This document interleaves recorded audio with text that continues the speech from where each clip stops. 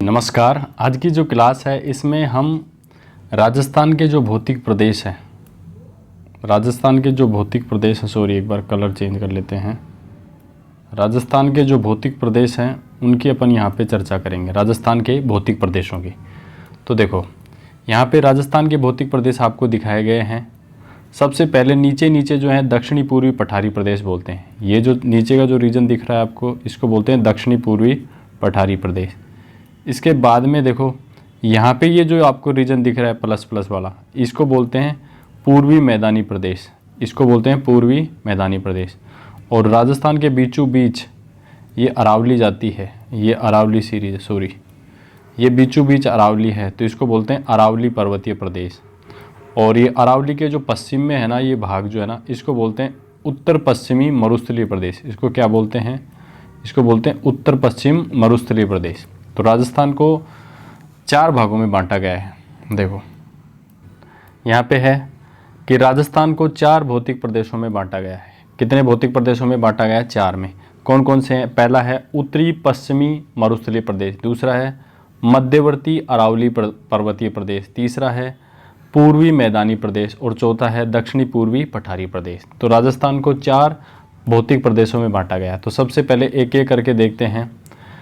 तो देखो राजस्थान के प्रदेशों की जो जानकारी है वो एक एक करके यहाँ पे हम देखते हैं। सबसे पहले उत्तरी पश्चिमी मरुस्थलीय जो प्रदेश है, ये क्षेत्रफल कितना है इसका? 61.11%।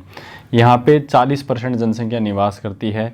और उत्तरी पश्चिमी जो मरुस्थलीय प्रदेश है इसकी उत्पत्ति होती है टेथीस सागर के स्थान पर। नेक्स्ट देखते हैं मध्यवर्ती अरावली प्रदेश। मध्यवर्ती अरावली प्रदेश ये राजस्थान के कुल क्षेत्रफल का 9% है। यहाँ पे 10% जनसंख्या निवास करती है और ये गोंडवाना लैंड का हिस्सा है। मध्यवर्ती अरावली जो है ना, अरावली मध्यवर्ती अरावली प्रदेश ये किसका हिस्सा है? गोंडवाना लैंड का। इसके बाद में बात करते हैं पूर्वी मैदानी प्रदेश। पूर्वी मैदानी प्रदेश ये कुल क्षेत्रफल का 23% है। यहाँ पे 39% जनसंख्या निवास करती है और ये टेथीस सागर का अवशेष माना जाता है। पूर्वी जो मैदानी प्रदेश है वो भी टेथीस सागर का है। इसके बाद में जब भी पठारी प्रदेश आ जाए या पहाड़ी क्षेत्रों की बात करें तो वो गोंडवाना लैंड कैसे हैं? तो दक्षिण पूर्वी पठारी प्रदेश जिसमें कोटा, बूंदी, बारां, झालावाड़ 6.89% है। यहाँ पे 11% जनसंख्या निवास करती है और ये गोंडवाना लैंड का हिस्सा है। अब देखो क्या कहता है कि राजस्थान के कुल क्षेत्रफल का लगभग 85% जो है ना मैदानी भाग है, जो पश्चिमी मरुस्थलीय प्रदेश और पूर्वी मैदानी प्रदेश के रूप में है। मतलब टोटल जो एरिया है उसमें 85 जो % है ना वो क्या है? मैदानी भाग है। 9% भाग पर्वतीय एवं 7% जो भाग है वो पठारी है। तो सबसे ज़्यादा एरिया किसका? मैदानों का, उससे कम पर्वतों का, उससे कम पठारों का। तो देखो अर्थात कुल क्षेत्रफल में ऊंचाइयों का घटता क्रम, देखो कुल क्षेत्रफल में यहाँ पे ऊंचाइयों का घटता क्रम आपको दिखाया गया है। अब देखो सबसे पहले अपन बात करते हैं उत्तरी पश्चिमी मरुस्थलीय प्रदेश। उत्तरी पश्चिमी मरुस्थलीय प्रदेश यह अरावली के किधर है? उत्तर पश्चिम में है। उत्तरी पश्चिमी मरुस्थलीय जो प्रदेश है ये किधर है? अरावली के उत्तर पश्चिम में है। और कौन कौन से जिले आते हैं? जैसलमेर, बाड़मेर, जालोर, पाली, जोधपुर, नागौर, बीकानेर, चूरू, सीकर, झुंझुनू, हनुमानगढ़, गंगानगर आदि जिलों में विस्तृत है। देखो सबसे पहले आता है कि उत्तरी पश्चिमी जो मरुस्थलीय प्रदेश है ये अरावली के उत्तर पश्चिम में है। और इसमें कौन कौन से ज़िले आते हैं? तो आपने कहा जैसलमेर, बाड़मेर, जालोर, पाली, जोधपुर, नागौर, बीकानेर, चूरू, सीकर, झुंझुनू, हनुमानगढ़, गंगानगर ये ज़िले आते हैं इसमें। इसके बाद में इस प्रदेश की समुद्र तल से ऊंचाई कितनी है? समुद्र तल से औसत ऊंचाई है 150 से 300 मीटर तक। और ढाल किधर है? दक्षिण पश्चिम। मतलब जैसे पानी अगर बहाव तो दक्षिण पश्चिम की तरफ बहेगा। जैसे मान लो ये राजस्थान की आकृति पतंगाकार है।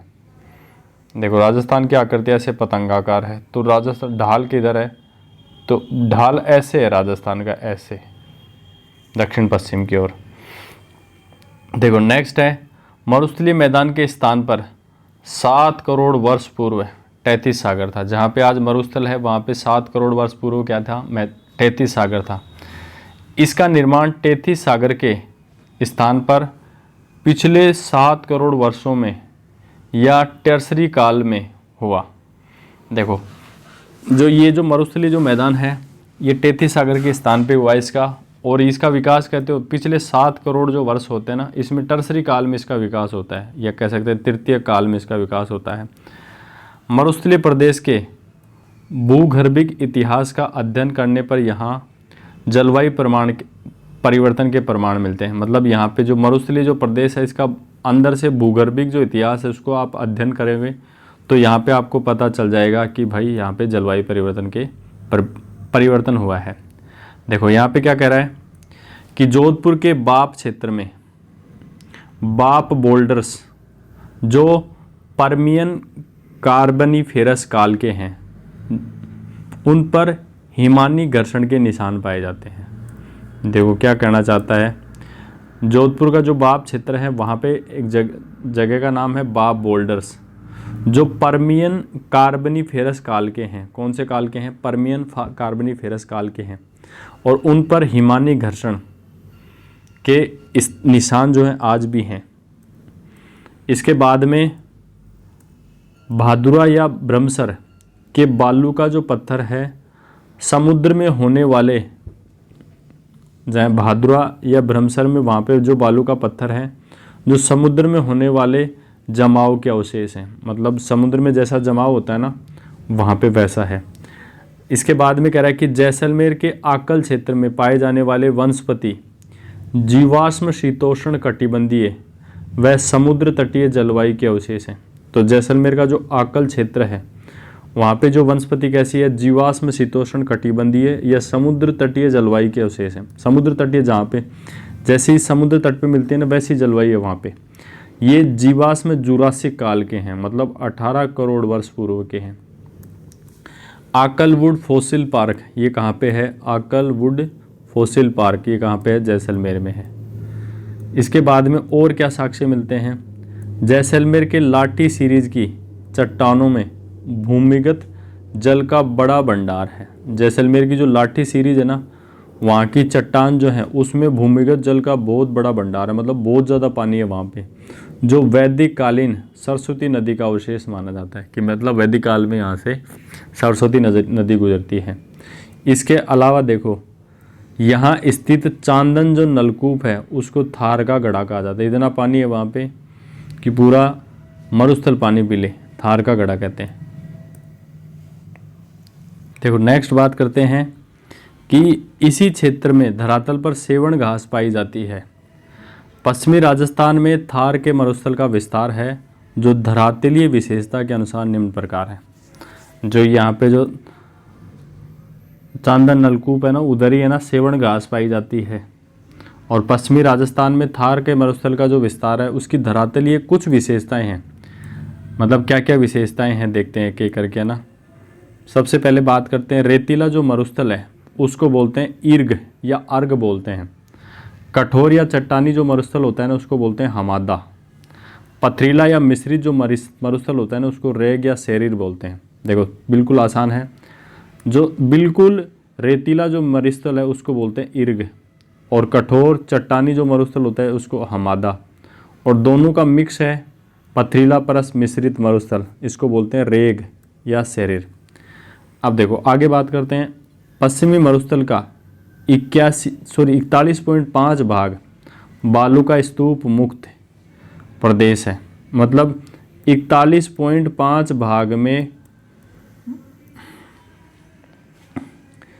ये जो है ना बालू का स्तूप मुक्त है। मतलब यहाँ पे आपको कोई बालू का स्तूप नहीं दिखेंगे, जबकि 58.5% भाग पर बालू स्तूप पाए जाते हैं। देखो बिल्कुल आसान भाषा में समझते हैं। कैसे समझते हैं? देखो जैसे 100% है, 100% में 41.5 पे तो कोई बालू का स्तूप नहीं है, बचा कितना 58.5। इस पे बहुत सारे बालू का स्तूप है ना। अब देखो बालू का जो स्तूप है ना इनका प्रकार देखते हैं। सबसे पहले अपन बात करते हैं अनुदैर्घ्य या रेखीय बालू का स्तूप की। अनुदैर्घ्य या रेखीय बालू का स्तूप क्या होते हैं? ये हवा की दिशा में ही लंबाकार आकृति में बने हुए होते हैं। जो अनुदैर्घ्य या रेखीय जो बालू का स्तूप होते हैं ये हवा की दिशा में ही कैसे होते हैं, लंबाकार आकृति में बने होते हैं तथा ये कई किलोमीटर तक फैले हो सकते हैं। देखो हवा की दिशा ऐसे है तो उसी दिशा में देखो लंबाकार आकृति में होते हैं। इसका उदाहरण है सीफ, इसको सीफ इसका उदाहरण है। दूसरा है अनुप्रस्थ बालू का स्तूप, दूसरा टाइप आता है अनुप्रस्थ बालू का स्तूप। ये हो जाते हैं ना, ये हवा की दिशा के समकोण या आड़ी दिशा में बने होते हैं। जैसे ये हवा ऐसे आ रही है,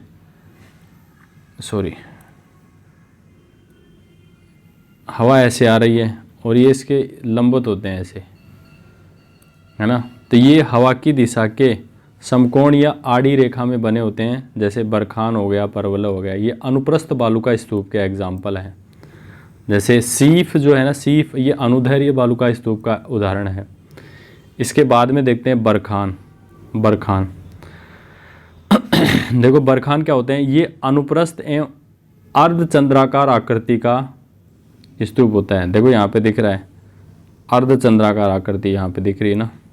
अनुप्रस्थ होता है लेकिन अर्धचंद्राकार आकृति का होता है, जो 100 से 150 सेंटीमीटर तक लंबा होता है और इसके दोनों किनारे हवा की दिशा में आगे की ओर सींग के रूप में निकले होते हैं। तो देखो बरखान क्या होते हैं, अनुप्रस्थ एवं अर्धचंद्राकार जो बालू का स्तूप होते हैं ना, उनको बोलते हैं बरखान।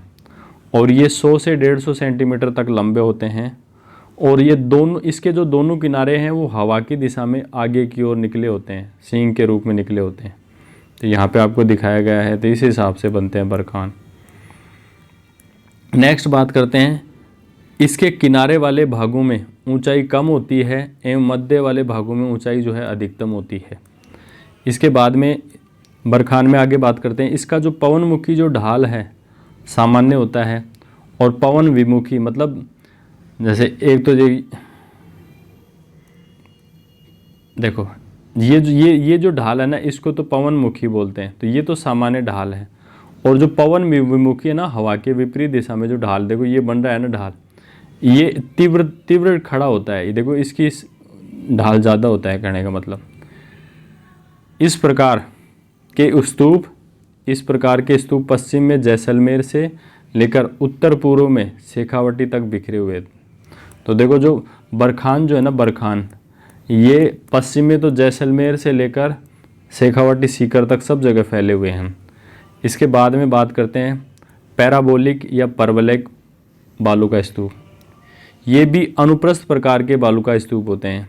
पैराबोलिक या परवलिक जो बालू का स्तूप होते हैं कैसे होते हैं, अनुप्रस्थ प्रकार के होते हैं, जिसमें दोनों किनारे जिस ओर से हवा चलती है उस तरफ या पीछे की ओर निकले होते हैं और मध्य भाग आगे की ओर निकला होता है। पैराबोलिक जो बालू का स्तूप बना, देखो ये इस टाइप का पैराबोलिक बालू का स्तूप होता है। देखो इसमें दोबारा से देखते हैं, पैराबोलिक या परवलिक जो बालू का स्तूप होते हैं कैसे होते हैं। ये भी अनुप्रस्थ प्रकार के बालू का स्तूप होते हैं। अनुप्रस्थ मतलब जैसे हवा ऐसे आ रही है, इसके खड़ा है, कहने का मतलब, जिसमें दोनों किनारे जो हैं हवा चलती है उस तरफ या पीछे की ओर निकले होते हैं। तो देखो इधर हवा चल रही है तो ये इस हिसाब से पीछे की तरफ निकल जाते हैं। ये पैराबोलिक बालू का स्तूप इस हिसाब से निकल जाते हैं और मध्य भाग आगे की ओर निकला होता है। देखो मध्य भाग आगे की ओर निकला होता है। ऐसे स्तूप दो कठोर चट्टानों वाले क्षेत्रों के बीच में होते हैं। जहाँ पे दो कठोर चट्टान है ना, वहाँ पे ऐसे स्तूप मिलेंगे आपको। इनकी आकृति की तुलना कुछ विद्वानों ने महिलाओं की हेयर पिन से की है। तो देखो पैराबोलिक जो बालू का स्तूप है इसकी तुलना किससे की है, महिलाओं की जो हेयर पिन होती है ना, बालों की जो पिन होती है उससे की है। इसके बाद में है तारा स्तूप। देखो अनेक दिशाओं में चलने वाली हवाओं के कारण निर्मित बहुभुजाकार स्तूप को क्या कहते हैं, तारा स्तूप। देखो अनेक दिशाओं में हवा चल रही है तो उसके कारण जो निर्मित है ना बहुभुजाकार स्तूप, बहुत सारी भुजाओं वाला जो स्तूप होगा उसको बोलते हैं तारा स्तूप। ऐसे जो स्तूप है ना तारा स्तूप कहाँ मिलते हैं, ऐसे स्तूप मोहनगढ़, जैसलमेर व सूरतगढ़, गंगानगर के में पाए जाते हैं। तारा जो स्तूप है कहाँ पाए जाते हैं? मोहनगढ़ जैसलमेर में पाए जाते हैं और सूरतगढ़ गंगानगर में पाए जाते हैं। देखो इसके बाद में अपन बात करते हैं नेबखा। नेबखा क्या होता है? मरुस्थल में झाड़ी नुमा वनस्पति में रेत के निक्षेपण से निर्मित स्तूप को क्या कहते हैं? नेबखा। जैसे मान लो मरुस्थल में कोई झाड़ी है, ऐसे कोई झाड़ी है, वहाँ पे छोटी छोटी रेत के निक्षेपण से यहाँ पे बालू का स्तूप बन जाते हैं। मतलब यहाँ पे जो रेत है ना छन छन के यहाँ पे इकट्ठी हो जाती है, उससे जो बालू का स्तूप बनते हैं ना, उसको बोलते हैं नेकबा। इसके बाद में आता है लूनेट या नवचंद्राकार स्तूप। तो देखो झीलों के किनारों पर निर्मित धारीनुमा नए चंद्रमा जैसी आकृति के स्तूपों को लूनेट कहा जाता है। देखो जो झील के जो किनारे हैं ना, वहाँ पे ऐसे स्तूप बनते हैं, है ना। जैसे ये झील हो गई तो इसके किनारे ऐसे स्तूप बन जाते हैं, तो उनको बोलते हैं लूनेट या नवचंद्राकार स्तूप। इसके बाद में है व्हेलबैक स्तूप। नेक्स्ट कौन सा है? व्हेलबैक स्तूप। ये अत्यधिक विशाल आकृति के स्तूप होते हैं। जैसे कोई बहुत बड़ा सारा ऐसा स्तूप बन रहा है, बहुत बड़ा सारा ऐसा, तो व्हेल मछली टाइप का बन गया। तो देखो बैक स्तूप जो ना, व्हेल बैक स्तूप, ये अत्यधिक विशाल आकार के स्तूप होते हैं जो व्हेल के पृष्ठ के समान आकृति में दिखाई देते हैं। मतलब जैसे व्हेल मछली होती है ना, ऐसे बड़े सारे, तो उनको बोलते हैं व्हेल बैक स्तूप। इसके बाद में आता है धरियन। देखो पश्चिमी मरुस्थल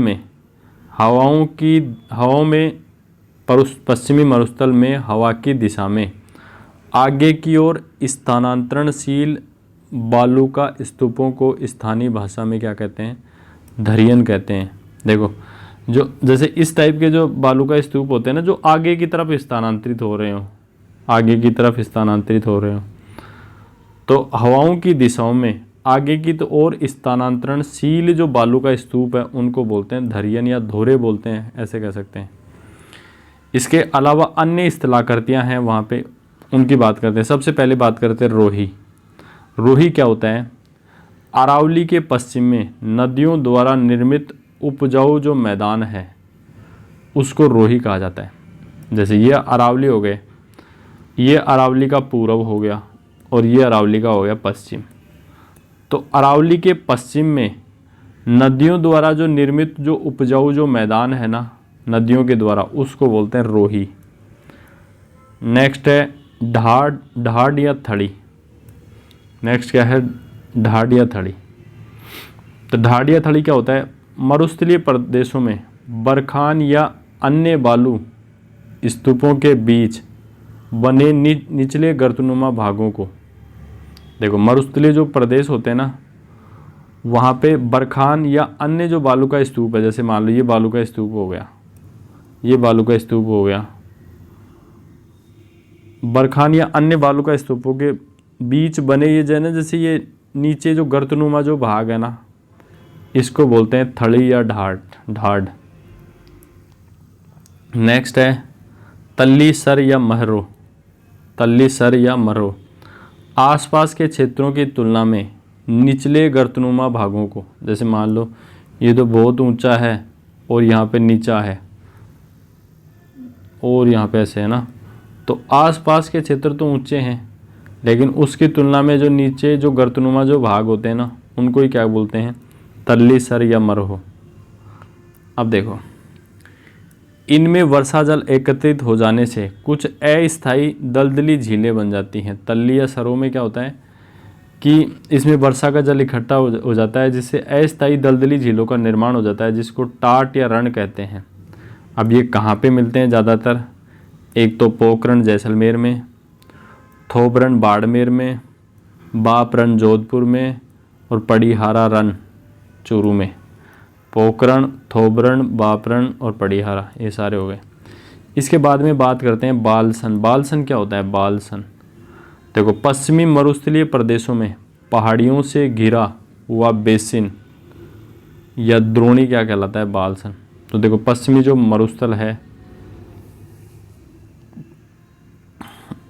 उसमें पहाड़ियाँ, जैसे ये पहाड़ियाँ हैं, जैसे पहाड़ियों से घिरा हुआ ये बेसिन है, जैसे मैदानी भाग हो गया ये, है ना, बेसिन है ये इधर ये चारों तरफ पहाड़ियाँ हैं, तो पहाड़ियों से घिरा हुआ जो बेसिन है ये इसको बोलते हैं बालसन। क्या बोलते हैं?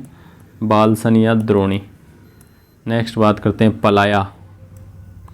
पलाया क्या होता है? पलाया बालसन के मध्य भाग में स्थित समतल लवणीय सतह पलाया नाम से जानी जाती है। जैसे बालसन हो गया, और बालसन के जो मध्य भाग है ना, उसमें जो मध्य स्थित समतल जो भाग है ना, समतल जो सतह है, मध्य भाग में जो समतल सतह है, प्लेन सरफेस है, इसको ही बोलते हैं पलाया।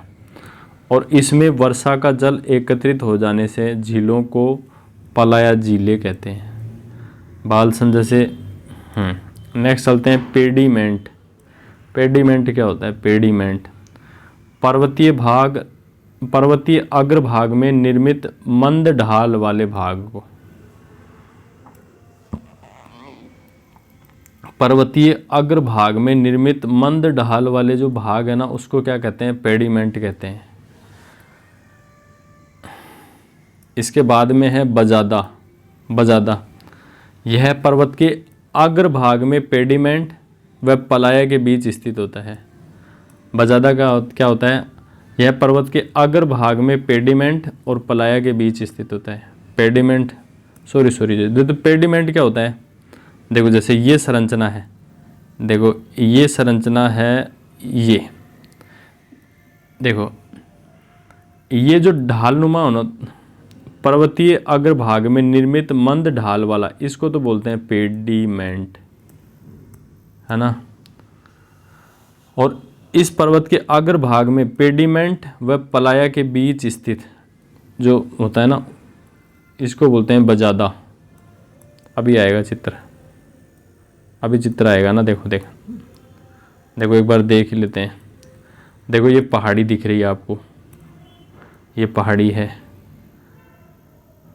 इस हिसाब से ना, तो देखो ये जो ढाल है ना, ये ढाल, इसको बोलते हैं पेडीमेंट, और ये हो गया पलाया, और इन दोनों के बीच का ये है बजादा।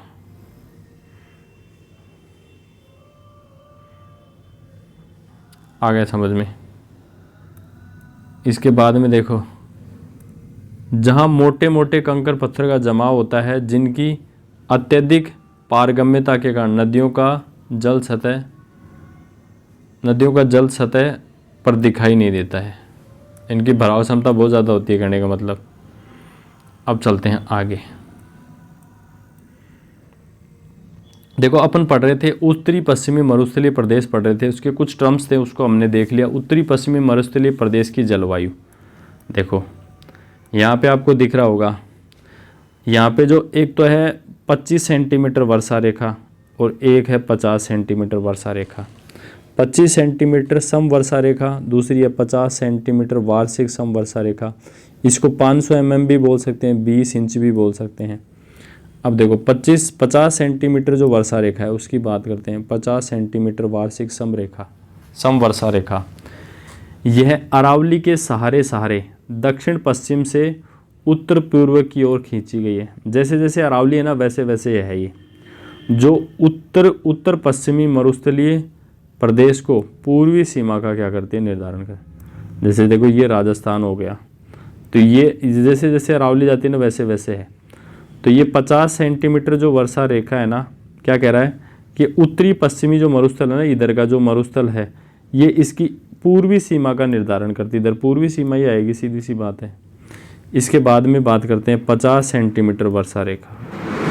नेक्स्ट है 50 सेंटीमीटर वार्षिक वर्षा रेखा। यह उत्तरी पश्चिमी मरुस्थलीय प्रदेश को 2 उपभागों में बांटती है। 50 सेंटीमीटर वर्षा रेखा क्या करती है? देखो ये देखिए राजस्थान है, ये राजस्थान है। अब देखो ये हो गया। अब ये यहाँ पे उत्तरी पश्चिमी जो मरुस्थलीय प्रदेश है ना, इसको 2 भागों में कौन बांटती है? ये 25 सेंटीमीटर वर्षा रेखा बांटती है। यही बात है कि उत्तरी पश्चिमी मरुस्थलीय प्रदेश को 2 उपभागों में बांटती है। अब 2 उपभाग कौन कौन से हैं? तो पहला उपभाग है पश्चिमी शुष्क रेतीला मैदान। इसके अंतर्गत जैसलमेर, बाड़मेर, पश्चिमी जोधपुर व बीकानेर आदि जिले आते हैं। जैसे ये तो 50 सेंटीमीटर वर्षा रेखा, ये 25 सेंटीमीटर। अब इधर वाले पश्चिमी शुष्क रेतीला मैदान की अपन बात कर रहे हैं, तो इसमें कौन आएगा? एक तो जैसलमेर, बाड़मेर, पश्चिमी जोधपुर और बीकानेर आते हैं। और इसकी पूर्वी सीमा की जो निर्धारण है वो 25 सेंटीमीटर सम वर्षा रेखा निर्धारित करती है। बिल्कुल सही बात है। दूसरा है अर्ध शुष्क बांगर प्रदेश।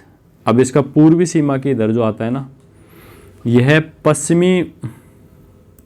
पश्चिमी शुष्क रेतीले मैदान तथा अरावली श्रेणी के बीच में स्थित है। जैसे ये तो अरावली हो गई, इधर हो गई 25 सेंटीमीटर, इधर हो गया शुष्क रेतीला मैदान, और अरावली और इसके बीच का जो है ना, ये इसको बोलते हैं अर्ध शुष्क बांगर प्रदेश। इसको क्या बोलते हैं? अर्ध शुष्क बांगर प्रदेश। अर्ध शुष्क बांगर प्रदेश यह पश्चिमी शुष्क रेतीले मैदान व अरावली क्षेत्र के बीच स्थित है, अरावली श्रेणी के बीच स्थित है। इसकी पश्चिमी जो सीमा है ना 25 सेंटीमीटर सम वर्षा रेखा से, और पूर्वी सीमा जो है ना 50 सेंटीमीटर सम वर्षा रेखा से निर्धारित होती है। पश्चिमी सीमा तो 25 सेंटीमीटर सम वर्षा रेखा और पूर्वी सीमा 50 सेंटीमीटर सम वर्षा रेखा से निर्धारित होती है। अब देखो इसको भी 4 उपभागों में बांटा गया है, 4 उपभागों में इसको बांटा गया है। अब देखो इसको जो बांगर जो प्रदेश है इसको 4 उपभागों में कैसे बांटा गया है? अर्ध शुष्क बांगर प्रदेश है ये ना, तो देखो इसको ऊपरी भाग है घग्गर का मैदान, उससे नीचे है शेखावटी का आंतरिक प्रवाह क्षेत्र, और इसका तीसरा पार्ट है नागौरी उच्च भूमि, और चौथा पार्ट है लूणी गोडवार प्रदेश। तो देखो अर्ध शुष्क जो बांगर प्रदेश है उसके 4 भाग कौन कौन से हो गए? तो आपको हो गए घग्गर का मैदान, शेखावाटी का आंतरिक प्रवाह क्षेत्र, नागौरी उच्च भूमि और लूणी या गोडवाड़ प्रदेश। अब देखो घग्गर का मैदान की बात करते हैं। सबसे पहले ये गंगानगर और हनुमानगढ़ जिले में स्थित है, जिसका जो निर्माण है घग्गर नदी की बाढ़ से हुआ है। घग्गर के जो मैदान है इसका निर्माण किससे हुआ है? घग्गर नदी में जो बाढ़ आती है ना उससे हुआ है, और गंगानगर और हनुमानगढ़ जिले में है। इसके बाद में शेखावाटी का आंतरिक अपवाह का मैदान, शेखावाटी का आंतरिक अपवाह का मैदान ये कहाँ है? ये सीकर, चूरू, झुंझुनू और नागौर जिले के उत्तरी भाग में स्थित है। शेखावाटी का आंतरिक अपवाह का जो मैदान है ये कहाँ पे है? सीकर, चूरू, झुंझुनू और नागौर जिले के उत्तरी भाग में स्थित है। यहाँ पे आंतरिक प्रवाह वाली नदियाँ प्रवाहित होती हैं, जिसमें सबसे प्रमुख जो नदी है वो है कांतली नदी। तो शेखावाटी का जो आंतरिक जो प्रवाह का जो मैदान है ये कहाँ है? सीकर, चूरू, झुंझुनू और नागौर जिले के उत्तरी भाग में स्थित है, और यहाँ पे आंतरिक प्रवाह वाली नदियाँ बहती हैं। तो इसमें सबसे प्रमुख नदी कौन सी है? कांतली नदी है। सेकंड बात करते हैं नागौरी उच्च भूमि। समुद्र तल से लगभग 450 मीटर ऊंचाई वाला नागौरी जिले का भूभाग है, जहाँ खारे पानी की झीलें पाई जाती है। नागौरी उच्च भूमि मतलब समुद्र तल से 450 मीटर ऊंचा है नागौर जिले का भूभाग, जहाँ पे खारे पानी की झीलें पाई जाती हैं। जैसे सांबर झील हो गई, डीडवाना हो गई, कुचामन हो गई, नावा हो गई, डेगाना हो गई, पर्वतसर हो गई। सांबर, डीडवाना, कुचामन, नावा, डेगाना, पर्वतसर, यहाँ पे नागौरी उच्च भूमि में खारे पानी की झीलें हैं। नेक्स्ट बात करते हैं लूणी या गोडवार प्रदेश या बेसिन। तो देखो यह जो लूणी या गोडवाड़ जो प्रदेश है ना, पाली, जालोर, दक्षिणी जोधपुर, दक्षिणी बाड़मेर जिलों का क्षेत्र है, जो लूणी व इसकी सहायक नदियों से निर्मित है। जो लूणी या गोडवाड़ जो प्रदेश है, पाली में, जालोर में, दक्षिणी जोधपुर, दक्षिणी बाड़मेर में लूणी और इसकी सहायक नदियों द्वारा ये निर्मित है।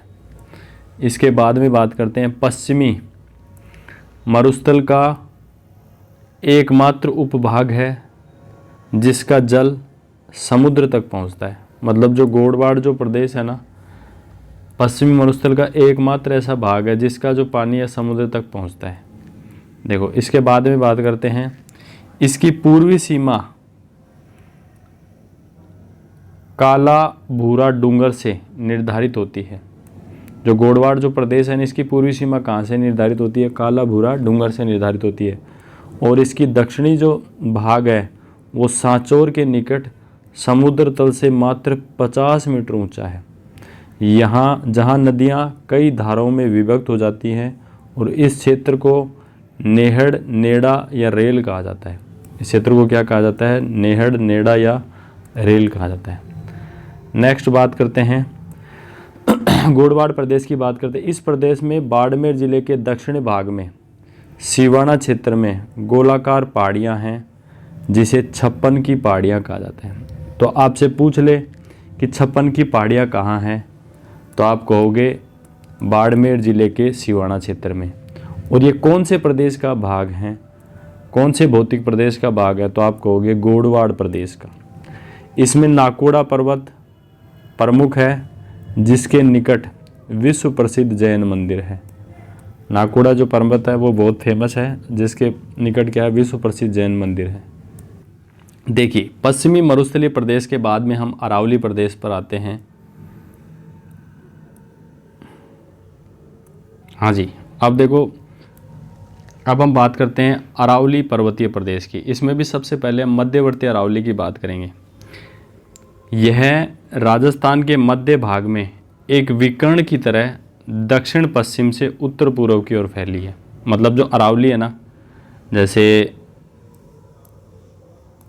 राजस्थान है ये, तो इसमें विकर्ण की तरह देखो दक्षिण पश्चिम से उत्तर पूर्व की तरफ फैली है। इसके बाद में बात करते हैं दक्षिण पश्चिम में इसकी गहरी जड़ें, दक्षिण पश्चिम में इसकी गहरी जड़ें अरब सागर तक स्थित हैं। मतलब ऐसे कहते हैं आपसे कि अरावली की जड़ें कहाँ तक हैं, तो अरब सागर में हैं, इसलिए अरब सागर को अरावली का पिता कहा जाता है। इसका विस्तार गुजरात के पालनपुर से दिल्ली की रायसीना हिल्स, जहाँ राष्ट्रपति भवन बना हुआ है, तक 692 किलोमीटर की लंबाई में है। देखो, दिल्ली के गुजरात के पालनपुर से स्टार्ट होती हैं, दिल्ली के रायसीना हिल्स तक हैं ये।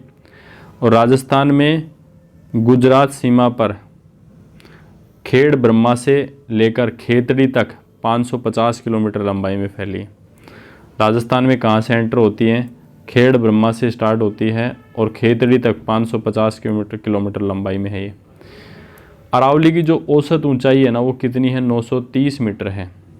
दक्षिणी पश्चिमी जो भाग है ना, इसकी ऊंचाई वो चौड़ाई सर्वाधिक है। नीचे से जो भाग है ना दक्षिण पश्चिम में, जो सिरोही वाली बेल्ट है, वो उसकी ऊंचाई और चौड़ाई ज़्यादा है, जो उत्तर पूर्व की ओर कम होती जाती है। और जैसे जैसे आप खेतड़ी इधर आओगे, उत्तर पूर्व में आओगे, तो चौड़ाई सब कुछ कम होता जाएगा इसका। देखो, अरावली का सर्वाधिक जो विस्तार है उदयपुर जिले में है। अगर आपसे पूछ ले कि अरावली का सर्वाधिक विस्तार किस जिले में है, तो उदयपुर जिले में। और अरावली का जो न्यूनतम जो विस्तार है वो कौन से में है? अजमेर में है। अरावली का सर्वाधिक विस्तार उदयपुर में, अरावली का न्यूनतम विस्तार अजमेर में। अरावली श्रेणी प्राचीन भूखंड गोंडवाना लैंड का हिस्सा है।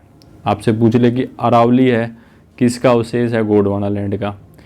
और इसका निर्माण कब होता है? प्री कैम्ब्रियन काल कह सकते हैं, या प्री पेलोजोइक काल में हुआ था। अरावली का निर्माण प्री कैम्ब्रियन काल या प्री पेलजोइक काल में हुआ। अरावली जो है ना विश्व की प्राचीनतम वलित पर्वतमाला है, सबसे पुरानी वलित पर्वतमाला है, तथा इसकी तुलना जो है यूएसए के अपलेशियन पर्वत से की जाती है। अरावली की तुलना किससे की जाती है? अमेरिका का जो अपलेशियन पर्वत है ना, इससे की जाती है।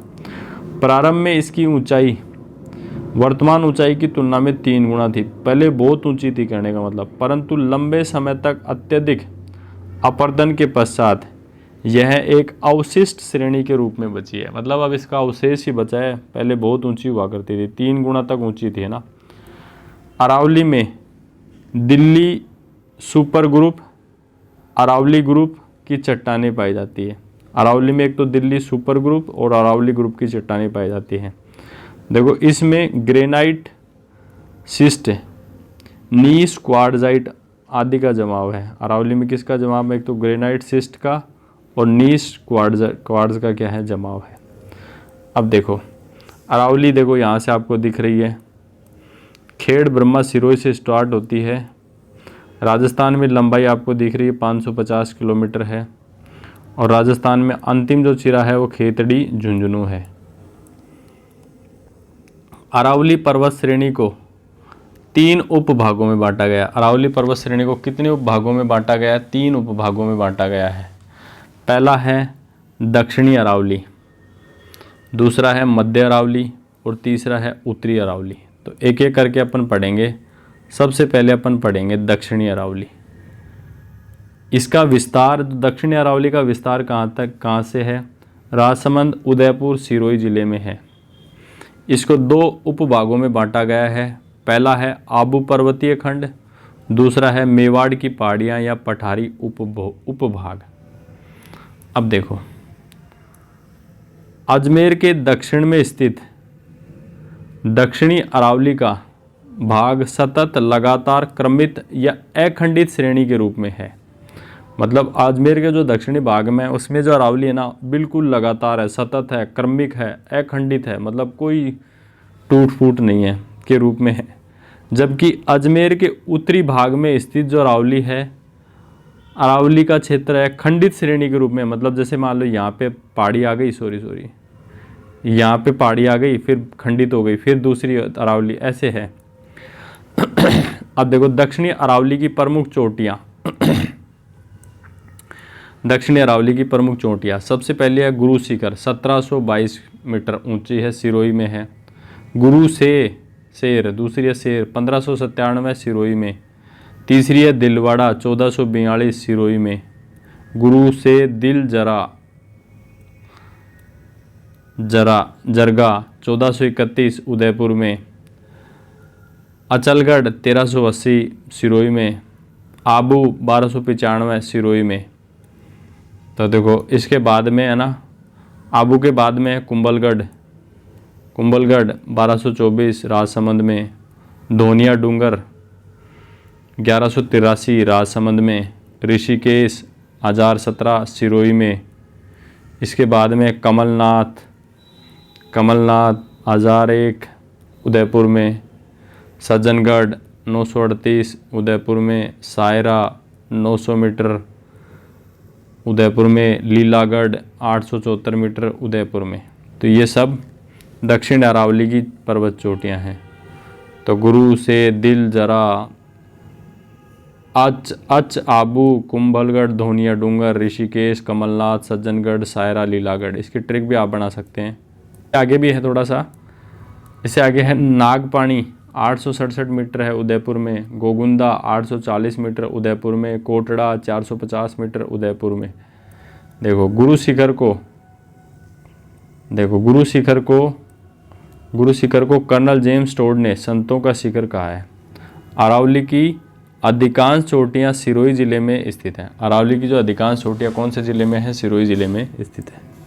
हाँ जी, नेक्स्ट बात करते हैं। ये भी दक्षिण अरावली का ही कुछ पार्ट बचा हुआ है जिसको अपन करेंगे अब। तो देखो, हाँ, दक्षिणी अरावली के अंतर्गत ही अब आगे पढ़ते हैं। कहता है कि दक्षिणी अरावली में आबू पर्वतीय खंड है, एक विशाल बैथोलिथ का उदाहरण है, जो अपवर्तन के पश्चात अब एक इनसेल वर्ग की आकृति में दिखाई दे रहा है। क्या कहता है कि जो दक्षिणी अरावली है, इसमें आबू पर्वतीय जो खंड है, ये किसका? एक बैथोलिथ का उदाहरण है, जो अपवर्तन के कारण जो ना अब कैसी आकृति में दिखाई देता है? इनसेल वर्ग की आकृति में दिखाई दे रहा है। इस आबू खंड के पश्चिम में, ये जो आबू खंड है, इसके पश्चिम में जालोर के जसवंतपुरा में क्षेत्र की पहाड़ियाँ हैं, जिसमें ग्रेनाइट व रायोलाइट चट्टानें पाई जाती है। देखो ये जो आबू खंड है ना, इसके पश्चिम में जालोर के जसवंतपुरा के क्षेत्र की पहाड़ियाँ हैं, जिसमें ग्रेनाइट और रायोलाइट की चट्टानें पाई जाती हैं। अब देखो यहाँ पे 4 प्रमुख चोटियाँ हैं। कौन कौन सी चोटियाँ हैं? एक तो डोरा पर्वत है, 869 मीटर ऊंचा है। एक है इसराना भाकर है, 839 मीटर ऊंचा। एक है रोजा भाकर 730 मीटर। एक है झारोला 588 मीटर ऊंचा।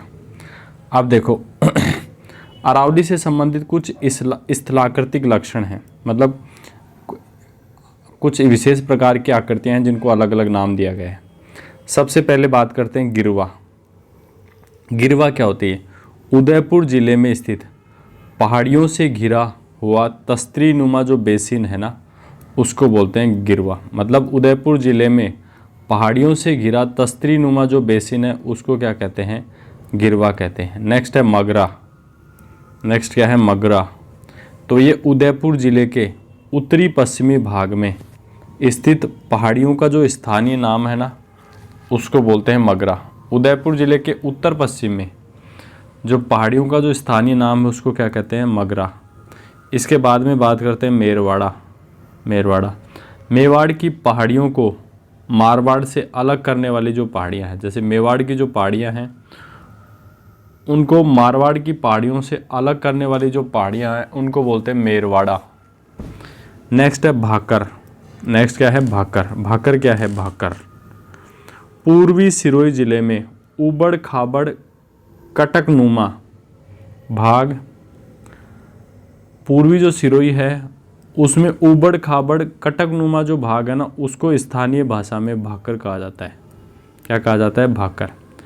अब दक्षिणी अरावली के दर्रे और नाल की हम बात करते हैं। दक्षिणी अरावली के कौन कौन से तो दर्रे हैं, कौन कौन से नाल हैं? तो अजमेर के दक्षिण में दक्षिणी अरावली सतत श्रेणी के रूप में है, ऐसा हम पहले भी डिस्कस कर चुके हैं। इसके आर पार जाने के लिए केवल कुछ संकरे रास्ते मिलते हैं जिन्हें दर्रे कहते हैं। मतलब अजमेर से के दक्षिण में, मतलब सिरोही से लेकर ऐसे कह सकते हैं अजमेर के पूरे ही दक्षिण में पालनपुर तक क्या है? अरावली जो है ना सतत श्रेणी के रूप में बिल्कुल कंटिन्यूअस है। तो इसके आर पार जाने के लिए ना केवल कुछ संकरे रास्ते हैं, केवल कुछ संकरे रास्ते हैं जिसको स्थानीय भाषा में दर्रे या नाल कहते हैं। तो सबसे पहले पाली में है देसूरी की नाल और सोमेश्वर नाल। पाली में है देसूरी की नाल और सोमेश्वर नाल। इसके बाद में है राजसमंद में। राजसमंद में कौन से दर्रे हैं? कमली घाट, गोरम घाट, हाथीगुड़ा नाल और जिलवा या पगलिया की नाल, ये राजसमंद में है। उदयपुर में कौन सा है? फुलवारी की नाल। ये मेवाड़ मारवाड़ को आपस में जोड़ती है। फुलवारी की जो नाल है ना, ये उदयपुर को जोधपुर से या मेवाड़ को मारवाड़ से जोड़ती है, फुलवारी की नाल। अब देखो पठारी उपभाग, यहाँ पे कुछ पठारी उपभाग हैं। सबसे पहला है भोराट का पठार। दक्षिणी अरावली में पहाड़ियों के बीच कुछ पठारी उपभाग भी पाए जाते हैं, जिसमें पहला है भोराट का पठार। देखो सबसे पहला है भोराट का पठार। इस बात को ना, ये टॉपिक यहाँ पे नहीं होना चाहिए। देखो ये भोराट का पठार बाद में आएगा। देखो इसको यहाँ पे कट करते हैं। देखो पठारी उपभाग क्या है? तो दक्षिणी अरावली में पहाड़ियों के बीच कुछ पठारी उपभाग भी पाए जाते हैं। अब कौन कौन से पाए जाते हैं? सबसे पहला है भोराट का पठार। कौन सा है? भोराट का पठार। तो देखो कुंभलगढ़ से गोगुंदा के बीच का जो भूभाग है उसको बोलते हैं भोराट का पठार। कुंभलगढ़ से लेकर गोगुंदा के बीच का जो भाग है उसको भोराट का पठार बोलते हैं। भोराट का जो पठार है ये मेवाड़ क्षेत्र का सबसे ऊंचा पठार है। कितना ऊंचा है? 1224 मीटर ऊंचा है। इस पठार की सबसे ऊंची जो चोटी है ना, भोराट के पठार की सबसे ऊंची चोटी है वो है जरगा। जरगा। अब देखो नेक्स्ट बात करते हैं देशहरो।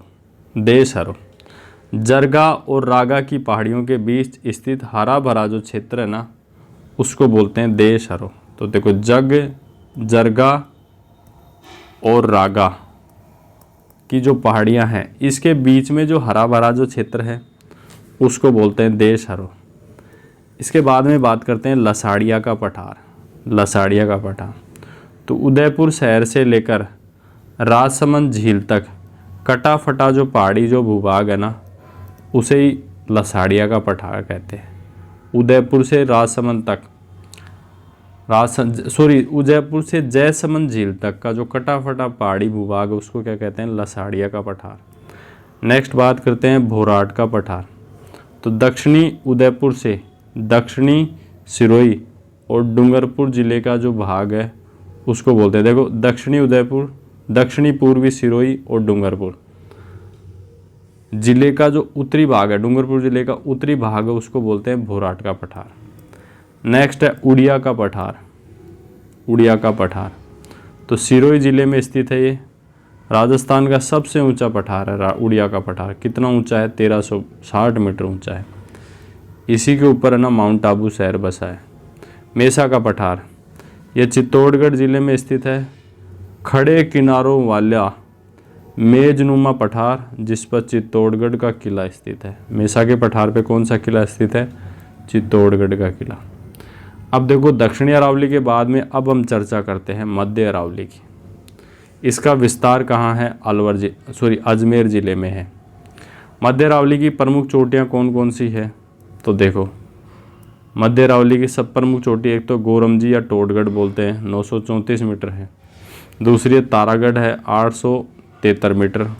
तीसरी है नाग पहाड़ी, 795 मीटर। देखो सरप के फन जैसी आकृति की चट्टानें पाली जिले के सेंदड़ा में पाई जाती है। सरप का जो फन है ना, उसकी जैसी चट्टानें कहाँ मिलती हैं? पाली जिले के सेंदड़ा में पाई जाती हैं। हाँ जी। तो हम बात करते हैं मध्य अरावली के दर्रे। सबसे पहला है बरदर्रा, ये अजमेर को पाली से जोड़ता है। बरदर्रा जो है अजमेर को किससे जोड़ता है? पाली से जोड़ता है। नेक्स्ट है परवेरिया दर्रा, तो ये है अजमेर को मसूदा से जोड़ता है। तीसरा है शिवपुरा घाट या सुरा घाट, ये अजमेर को राजसमंद से जोड़ता है। तो आपको पता होना चाहिए बर अजमेर को पाली से, बर पाली से जोड़ेगा अजमेर को, परवेरिया दर्रा मसूदा से जोड़ेगा, शिवपुरा घाट या सुरा राजसमंद से जोड़। अन्य दर्रे हैं कचवाली दर्रा, पीपली दर्रा, देबारी दर्रा। अब देखो उत्तरी अरावली की बात करते हैं। हाँ, उत्तरी अरावली, तो देखो उत्तरी अरावली का देखो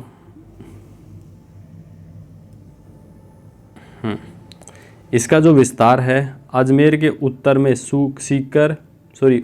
अजमेर के उत्तर में जयपुर, सीकर, झुंझुनू व अलवर जिलों में है। उत्तरी अरावली का विस्तार जयपुर, सीकर, झुंझुनू और अलवर जिलों में है। अरावली का यह भाग दक्षिण भाग की तरह सतत नहीं है, मतलब बीच बीच में टुकड़े हैं, बीच बीच में गैप है। उत्तरी अरावली में पाई जाने वाली महत्वपूर्ण चोटियाँ कौन कौन सी हैं? तो देखो सबसे पहली चोटी है रघुनाथगढ़, 1055 मीटर, ये सीकर में है। मालखेत 1052 है, सीकर में है ये भी। लोहागढ़ 1051 झुंझुनू में है। खो 920 जयपुर में है। इसके बाद में बरवाड़ा 786 मीटर जयपुर में है। बबाई 780 मीटर झुंझुनू में है। बिलाली 775 मीटर अलवर में है। मनोरपुरा 747 मीटर जयपुर में है। बैराट 704 मीटर जयपुर में है। शिरावास 651 मीटर अलवर में है। इसके बाद में देखो, इसके बाद में भानगढ़ 649 मीटर अलवर में। जयगढ़ 648 जयपुर में। नारगढ़ 549 अलवर जयपुर में। बालागढ़ 597 अलवर में। अब देखो आगे बात करते हैं उत्तरी अरावली के शेखावाटी क्षेत्र में अरावली बेसिन को तोरावटी नाम से जाना जाता है। उत्तरी अरावली का जो शेखावाटी क्षेत्र में जो अरावली का जो बेसिन है ना, जहाँ पे नदियाँ प्रवाहित होती हैं, उसको बोलते हैं तोरावटी। देखो उत्तरी अरावली की अन्य पहाड़ियाँ, उत्तरी अरावली की अन्य पहाड़ियाँ जैसे हर्ष चोटी है, सीकर में है। हर्षनाथ की पहाड़ियाँ हैं, ये अलवर में। हाँ देखो हर्ष चोटी है सीकर में, हर्षनाथ की पहाड़ियाँ कहाँ हैं? अलवर में है। मोडा पहाड़ ये कहाँ है? झुंझुनू में। मोडा पहाड़ कहाँ है? झुंझुनू में। इसके बाद में अरावली श्रेणी का महत्व है। अरावली श्रेणी का महत्व है तो मरुस्थल के पूर्व की ओर प्रसार को क्या करती है? नियंत्रित करती है। देखो अब यहाँ पे हम अरावली के महत्व को देखेंगे तो अरावली का जो पहला महत्व है, ये मरुस्थल की जो पूर्व की तरफ प्रसार जो होता है ना, उसको नियंत्रित करती है। दूसरी बात है जल संसाधनों के रूप में अनेक नदियाँ और झीलों का उद्गम किससे होता है? अरावली से होता है। इसके अलावा यहाँ अनेक प्रकार की प्राकृतिक वनस्पति पाई जाती है, जिसका फर्नीचर, ईंधन और औषधीय महत्व के साथ साथ अन्य वन उत्पादों के रूप में भी महत्व है। इसके बाद में वन्य जीवों को प्राकृतिक आश्रय भी ये प्रदान करती है अरावली। राज्य के औद्योगिक विकास का आधार है अरावली। राज्य को अनेक खनिज प्राप्त होते हैं अरावली से, अनेक खनिज प्राप्त होते हैं। पर्यटन को बढ़ावा मिलता है अरावली से। मानसून की बंगाल की खाड़ी शाखा को रोककर वर्षा कराने में, देखो मानसून की जो बंगाल की खाड़ी की जो शाखा है उसको रोककर वर्षा कराने में भी सहायक है। और ये जल विभाजक का कार्य करती है। क्या करती है? जल विभाजन का काम करती है अरावली। अब इससे आगे देखते हैं। देखो इधर पश्चिमी शुष्क मरुस्थल, बीच में अरावली पर्वतमाला। इधर देखो ये पूर्वी मैदानी प्रदेश आपको दिख रहा है, दक्षिणी पूर्वी पठारी प्रदेश ये दिख रहा है।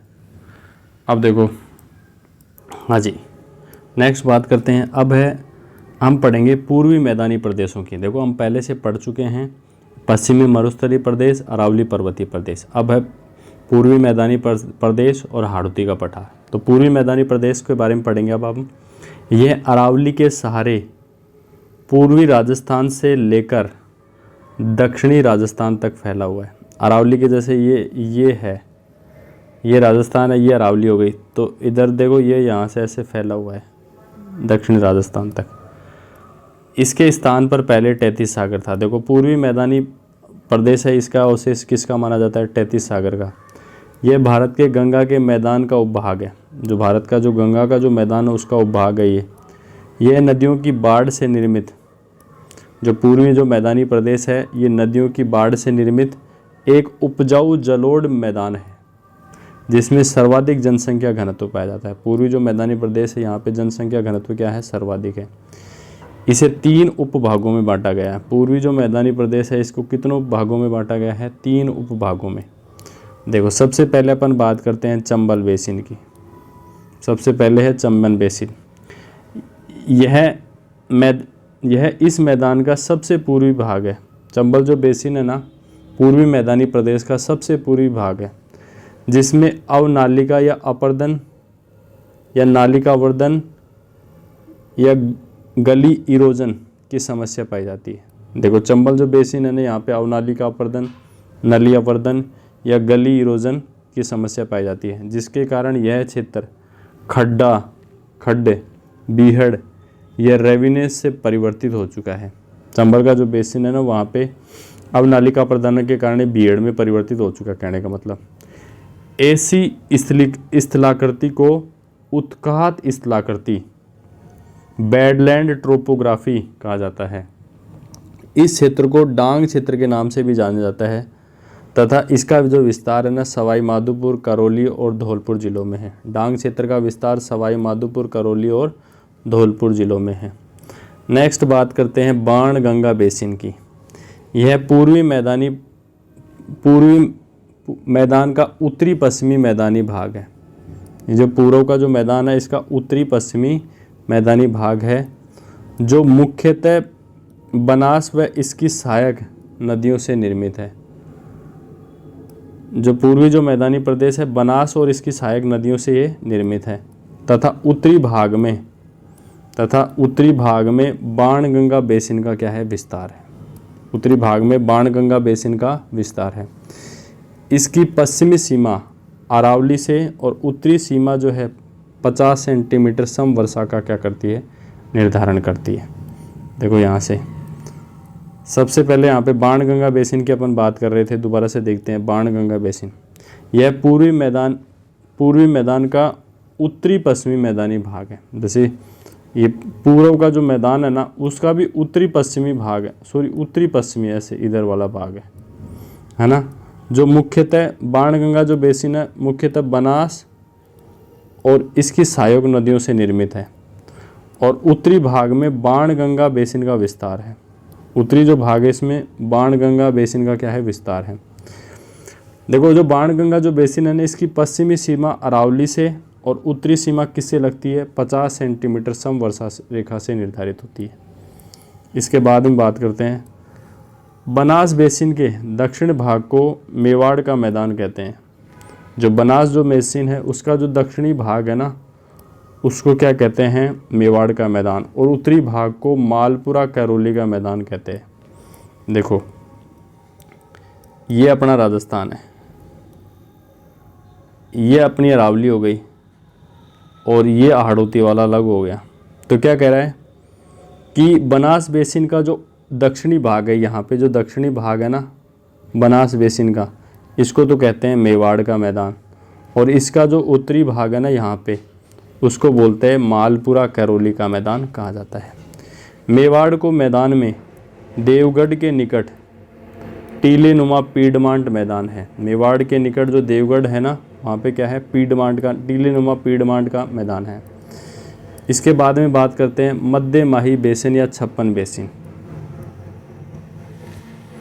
बात कर रहे थे, जिसको छप्पन का बेसिन भी कहा जाता है।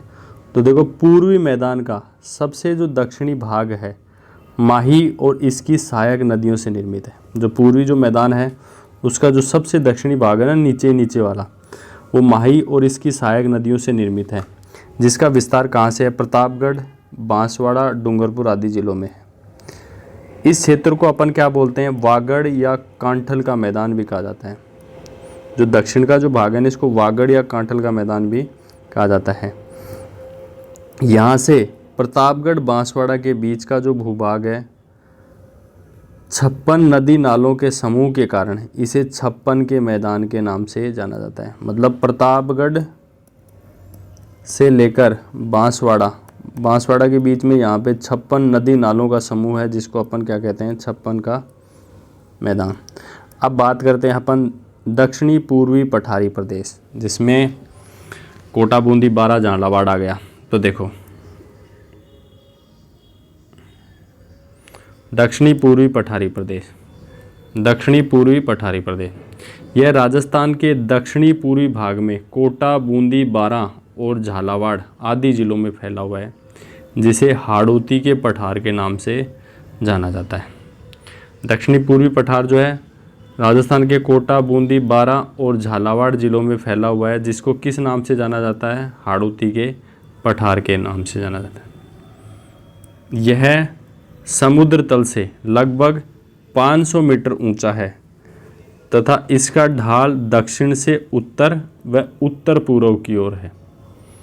देखो ये जो हाड़ौती का जो पठार है पृथ्वी तल से, समुद्र तल से कितना ऊंचा है, 500 मीटर है, और इसका ढाल किधर है, दक्षिण से उत्तर और उत्तर से पूर्व, ऐसे है ढाल, दक्षिण से उत्तर ऐसे है। इस क्षेत्र में सर्वाधिक नदियों का प्रवाह होता है। देखो हाड़ौती का जो पठार है, यहाँ पे सबसे ज़्यादा नदियों का प्रवाह होता है, जो ढाल के अनुरूप ही दक्षिण से उत्तर की ओर प्रवाहित होती है। जैसे दक्षिण से आएगी और उत्तर की ओर ऐसे प्रवाहित होती है। और इस पठार के उत्तर पश्चिम में, जो हाड़ौती का जो पठार है उसके उत्तर पश्चिम में महान सीमा भ्रंश, ग्रेट बाउंड्री फॉल्ट है, जो अरावली पर्वतीय प्रदेश से अलग करता है। जो हाड़ौती का पठार है ना, इसी के उत्तर पश्चिम में ना ग्रेट बाउंड्री फॉल्ट है, जो अरावली पर्वत प्रदेश से इसको अलग करता है। यह प्राचीन भूखंड गोंडवाना लैंड का हिस्सा था तथा इसके ऊपर क्रिटिशियस काल में ज्वालामुखी का दरारी उद्गार हुआ, जिससे इस पर लावा का जमाव मिलता है और इसी लावा से यहाँ बारीक कणों वाली काली या रेगुर मद्दा का निर्माण हुआ है। तो देखो इस प्रदेश को भी है ना 2 उपभागों में बांटा गया है। हाड़ौती का जो पठार है उसको 2 उपभागों में बांटा गया। कौन कौन से, एक है विंध्य कगार भूमि, दूसरा है ढक्कन का लावा पठार। ढक्कन का लावा पठार और विंध्य कगार भूमि। तो देखो सबसे पहले बात करते हैं विंध्य कगार भूमि की। तो देखो विंध्य कगार भूमि क्या है, इस पठार के उत्तरी पश्चिमी भाग में, हाड़ौती का जो पठार है उसके उत्तरी पश्चिमी भाग में चित्तौड़गढ़ से धौलपुर तक एक संकरी पट्टी में विंध्य कगार पाए जाते हैं। देखो समझते हैं, देखो ये हाड़ौती का पठार ये हो गया, और इसके उत्तर पश्चिमी मतलब इधर, इसके इधर है ना, चित्तौड़गढ़ से धौलपुर के बीच एक संकरी पट्टी में विंध्य कगार पाए जाते हैं, जो मुख्यतः बालू का पत्थर होते हैं। किसके पत्थर होते हैं, बालू का पत्थर होते हैं। यह कगार चंबल व बनास नदियों के बीच स्थित है। विंध्य कगार जो है ना, इधर तो बनास है, इधर चंबल है, इनके बीच में है विंध्य कगार, जिसका मुख्य दक्षिण व दक्षिण पूर्व की ओर तथा इनसे आगे चित्तौड़गढ़, बूंदी, सवाई माधोपुर, धौलपुर जिलों में महान सीमा भ्रंश स्पष्ट दिखाई देते हैं। नेक्स्ट बात करते हैं ढक्कन का लावा पठार। ढक्कन का लावा पठार, लावा पठार के अंतर्गत कुछ पहाड़ियाँ व पठारी उपभाग हैं। अब कौन कौन से हैं? सबसे पहले है बूंदी की पहाड़ी। यह बूंदी जिले में दो समांतर श्रेणियों के रूप में अर्धचंद्राकार आकृति में फैली हुई है। बूंदी की जो पहाड़ियाँ हैं ये बूंदी जिले में दो समांतर श्रेणियों के रूप में अर्धचंद्राकार रूप में फैली हुई हैं। इन पहाड़ियों में सबसे ऊंची जो चोटी है वो कौन सी है? सतूर 353 मीटर है। यह पहाड़ी पश्चिम से उत्तर पूर्व की ओर फैली हुई। ये जो बूंदी की जो पहाड़ी है ना, पश्चिम से उत्तर पूर्व की ओर जैसे ऐसे फैली हुई है, और सबसे ऊंची चोटी हो गई सतूर। इसके बाद में बात करते हैं मुकुंदरा हिल्स। ये कोटा जिले में उत्तर पश्चिम से दक्षिण पूर्व की ओर फैली हुई है। मुकुंदरा जो हिल्स है कोटा जिले में है, उत्तर पश्चिम से दक्षिण पूर्व की ओर फैली हुई। उत्तर पश्चिम से जैसे ऐसे, उत्तर पश्चिम से दक्षिण पूर्व की ओर ऐसे फैली हुई है। इनमें सबसे ऊंची जो चोटी है ना मुकुंदरा हिल्स में, वो है चंदवाड़ी। कौन सी चोटी है? चंदवाड़ी। इसके बाद में है इन पहाड़ियों के अलावा कुछ पठारी उपभाग भी स्थित है। जैसे कौन कौन से? ऊपरमाल का पठार। सबसे पहले बात करते हैं ऊपरमाल का पठार कहाँ पे है? भीलवाड़ा के बिजोलिया से लेकर चित्तौड़गढ़ के भैंसोरगढ़ तक। भीलवाड़ा के बिजोलिया से चित्तौड़गढ़ के भैंसोरगढ़ तक का जो पठार है ना, उसको बोलते हैं ऊपरमाल का पठार। दूसरा है डावी का पठार, बूंदी जिले में है। बूंदी तथा कोटा की पहाड़ियों के मध्य स्थित है। जो डावी का जो पठार है बूंदी जिले में है, बूंदी और कोटा की पहाड़ियों के मध्य स्थित है ये, है ना। इसके बाद में है डग गंगधर प्रदेश। डग गंगधर उच्च भूमि, ये झालावाड़ जिले में है और दक्षिणी और पश्चिमी भाग में है। डग गंगधर जो प्रदेश है ना, ये कहाँ पे है? झालावाड़ जिले में, जिले का है दक्षिणी पश्चिमी भाग है। दक्षिणी पश्चिम, जैसे मान लो ये झालावाड़ जिला है, इसका ये दक्षिणी पश्चिमी, तो पश्चिम भी आ गया और नीचे दक्षिण भी आ गया। इसके बाद में है साबाद उच्च भूमि। साबाद उच्च भूमि ये 12 जिले का पूर्वी व उत्तरी भाग है। साबाद क्षेत्र में घोड़े की नाल की आकृति होर्सू की रामगढ़ की पहाड़ियाँ हैं, जिसके बीच रामगढ़ झील बनी हुई है। यहाँ एक उल्का जनित क्रेटर का उदाहरण है। जो रामगढ़ जो झील है ना, यहाँ पे कोई उल्का पिंड पड़ा था, उसकी वजह से बनी है झील। ज्वालामुखी क्रेटर नहीं है रामगढ़ झील। यह एक जियो हेरिटेज साइट का उदाहरण है, भू धरोहर जियो हेरिटेज साइट है। तो उम्मीद करता हूँ राजस्थान के भौतिक प्रदेश आपको अच्छे से समझ में आए होंगे। मिलते हैं नेक्स्ट क्लास में, तब तक के लिए नमस्कार, जय हिंद, जय भारत।